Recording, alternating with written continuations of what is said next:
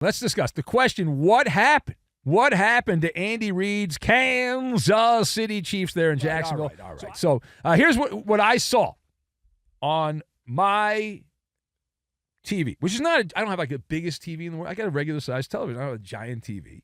So I saw Kansas City walk into Duval County and get hit in the face with a frying pan.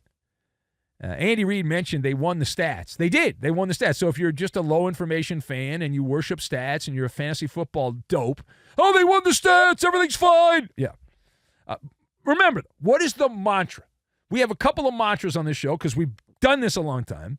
Most games are lost, they're not won. And the better story is in the losing locker room. This game checks both those boxes. Both those boxes. This was a Waffle House special for Kansas City. They stacked up mistakes, they were smothered in penalties, and they had a side of brain farts, which I think that's an add-on item at Waffle House. I don't think that's on the actual menu. I think that's the secret menu. You can order brain farts. You got to go there like at 2:30, 3 in the morning, though, to get the full brain fart experience when you go into the Waffle House. But listen, the Chiefs cooked themselves. Andy Reid mentioned it, 13 penalties, 109 yards. And they even at one point late in the game, not that it mattered, but they called back-to-back timeouts, which even I know, didn't play in the NFL, but even I, you can't call back-to-back timeouts. You cannot do it. He did it. Oh, my God. You can't do it on Madden. You can't do it in the real NFL. So Andy Reid's group, you know what it looked like? It looked like they were making a YouTube video on how to implode and lose an NFL game. Things to do to lose an NFL game made by those influencers in Kansas City. Including, and you're not supposed to say this because Mahomes is great, but he left way too much time on the clock.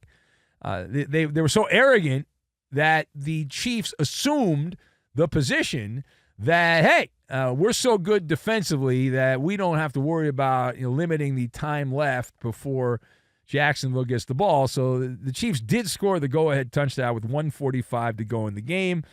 And then they effed up the kickoff, which we've seen a couple of times here.